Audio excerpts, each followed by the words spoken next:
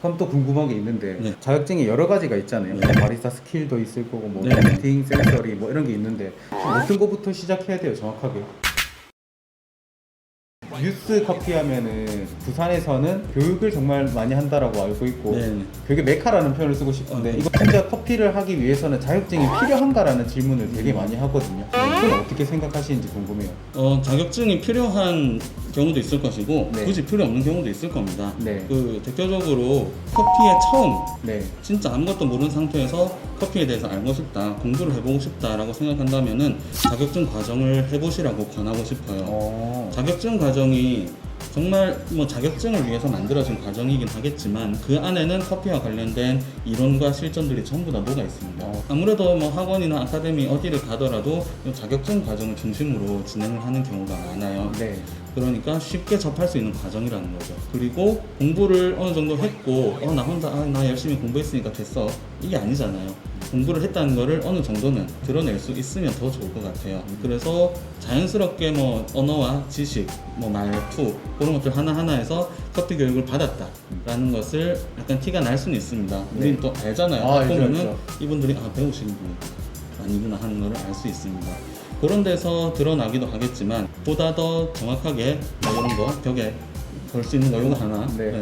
있는 것과 없는 것은 조금 차이가 있을 것 같고 나중에 취업이라든가 창업을 하게 되었을 때도 요거 하나가 조금은 내 자신을 올려주는 계기가 될 수 있겠다라고 생각을 하기 때문에 커피를 완전히 처음 배우신 분이라면은 우선 기초 자격증부터 시작하시기를 추천드립니다. 그런데 커피 일을 지금 오래 하셨고 어느 정도 스킬이 쌓이신 분이라면은 굳이 자격증에 관심 가질 필요는 없을 것 같아요. 물론 그런 분들도 본인의 스킬을 더 올리기 위해서 자격증 과정을 공부하는 건 아주 좋지만 반드시 해야 되는 건 아니라는 거죠. 자격증이 반드시 필요한 건 아니지만 커피를 아예 모르는 사람들은 이제 자격증이 필요하다. 자격증 과정을 해보는 게 좋을 것 같다. 마지막으로 교육을 하고 싶은 뭐 강사가 된다거나 뭐 트레이너가 되고 싶다 그런 분들이라면은 자격증을 반드시 취득하시라고 말씀을 드리고 싶습니다. 그럼 또 궁금한 게 있는데 자격증이 여러 가지가 있잖아요. 뭐 바리스타 스킬도 있을 거고 뭐 멘팅, 센서리 뭐 이런 게 있는데 어떤 거부터 시작해야 돼요 정확하게? 아무래도 처음에 입문하신 분들은 사실은 커피는 기본적으로 맛을 보는 음식이기 때문에 그 센서리 파트를 가장 먼저 하는 게 좋아요. 센서리 파트 혹은 커핑 그런 것들을 가장 먼저 해서 미각에 대한 기준을 세워놓고 그 다음 과정으로 넘어가면 그 다음에 술술 풀리게 됩니다.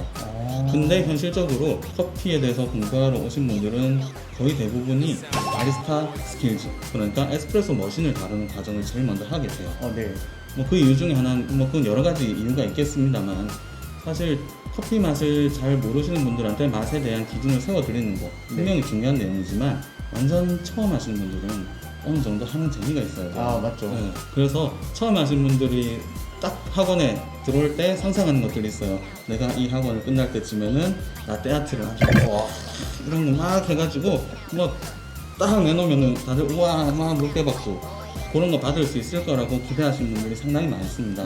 뭐 설사 실제로는 그렇지 않다고 말씀하시더라도 마음속엔 그런 거 다 가지고 계실 거예요. 그런 분들한테 아로마키트 향 맡으세요. 그 다음에 신단짠 물 용해가지고 이거 뭐 짠맛 신단 찾으세요. 그 다음에 커피 가지고 무슨 맛 느껴지는지 얘기해보세요 이러면은 힘들어하세요. 그래서 센서리 파트가 정말 중요하고 기초가 되어야 되지만 일단 뭐 발을 들여야 그 다음에 어떻게 할 거 아니겠습니까? 맞아요. 그렇기 때문에 조금 재밌는 영역 그 다음에 또 실전에서 바로 써먹을 수 있는 영역. 센서리 잘 한다고 해가지고 에스프레소 잘 뽑는 게 아니에요. 에스프레소를 잘 뽑기 위해서 당연히 맛도 잘 봐야 되겠지만 기본적으로 우리가 하는 행위들 있잖아요. 도징, 레벨링, 템핑 비롯해서 각종 그라인더에 대한 이해, 머신에 대한 이해 그 모든 것들이 이루어져야만 에스프레소를 잘 뽑을 수 있기 때문에 그 행위적인 부분도 분명히 중요하다는 거죠.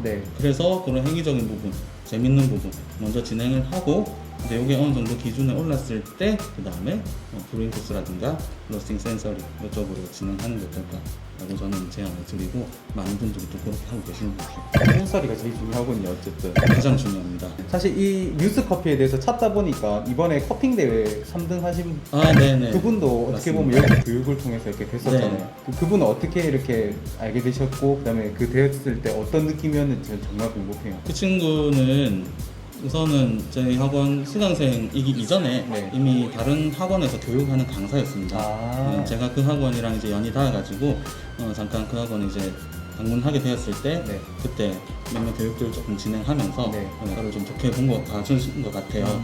그러다가 본인의 스킬을 더 올리기 위해서 결국 뉴스커피 또 개인적으로 이제 수강하러 또 한번 찾아오게 되었고 네. 그러면서 친분을 더 많이 쌓았죠. 그러다가 이제 KCTC 컵테이스터스 국가대표 선발전이 진행이 될 때 제 수강생들 여러 명을 모아가지고 팀을 꾸렸어요. 그래서 한 12명 정도 친구들을 모아서 제가 사실 그 KCTC에서 제가 연습을 시키진 않았습니다. 저는 뭐 공간을 제공하고 연습하고 문 잠그고 가세요. 네, 그 다음에 제가 로스팅 기기를 가지고 있으니까 네. 일단 공식 생두가 나오면 그걸 볶아서 제가 볶지도 않습니다. 누가 볶으실래요? 네, 볶으라고 시킨 건 아닙니다. 네. 볶는 사람의 자원을 받아가지고 네. 그분이 이제 볶아서 자기들끼리 연습한 거예요. 본인들끼리 연습하고 신나게 연습하고 제 ABC를 거덜내고 제 드립필터를 다 써버리고 그렇게 연습해서 네. 많은 친구들이 12명이 올라갔는데 뭐 네. 아쉽게도 이제 예선에서 그친 친구도 있고 네. 본선에 올라간 친구도 있고 네. 그래서 최종적으로 마지막 그 친구가 입상을 했습니다. 네, 앞으로 그러면 이제 뉴스커피의 계획과 목표가 있으세요? 저는 처음에 제가 이 교육장을 시작할 때는 네. 어떻게 보면 그때랑 좀 비슷하다고 볼 수가 있어요. 학원을 퇴사하고 이렇게 교육장을 차린 이유는 학원에서는 하지 못하는 교육들을 조금 해보고 싶다는 생각이 있었기 때문입니다. 학원에서는 아무래도 이제 영업적인 이익도 생각을 해야 되고 또 여러 명을 대상으로 하다 보니까 교육의 질이 특정 선 이선으로 올라가기가 조금 힘들어요. 그리고 여러 명이 모여있다면은 이제 개개인에게 맞춰줄 수 있는 맞춤 교육이 조금 힘든 것도 사실이죠. 그래서 그런 것보다는 조금 더 특화된 교육을 해보고 싶다는 생각에 제가 이 공간을 차리게 되었고 네. 처음에는 조금 일반적인 수업들도 많이 했었어요. 네. 그러다가 제가 이 공간을 차린 게 2017년 6월입니다. 그러다가 약 1년 내지 2년 정도의 시간이 흐른 이후에 네. 마침 그 시기와 그 1, 2년이라는 시간이 저는 조금 궁금해요. 이 시기가 단순히 제 이름을 알리는 시기 혹은 이 뉴스커피라는 공간이 조금은 사람들에게 알려지고 자리를 잡아 나가는 시기였을까? 아니면 2019년 4월에 미국 보스턴의 월드 바리스타 챔피언십을 심사하고 돌아온 이후에 사람들에게 그때를 계기로 더 많이 알려졌을까? 네, 그런 궁금증이 조금은 생기긴 합니다. 네. 어쨌거나 그 2019년 중반 한 여름쯤부터 네. 정말 더 많은 분들이 여기를 방문해 주셨고 네. 그래서 저는 감사하게도 이제 코로나를 뚫고 네. 코로나 팬데믹에도 불구하고 교육을 끊임없이 진행을 할 수가 있었습니다.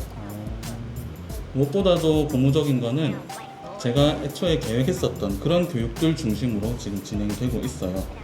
많은 분들이 찾아오고 계신데 그분들의 요구가 다 다르거든요. 네. 그래서 그분들의 요구에 맞는 교육들을 입맛에 맞게 다 진행을 해드리고 네. 그래서 제가 커리큘럼이 없어요. 어. 과목 이름은 있는데 네. 커리큘럼이 없습니다. 얘기하다 보면은 이분이 뭘 원하겠구나, 어떻게 해드리는 게 더 도움 되겠구나 라는 게 느껴져요.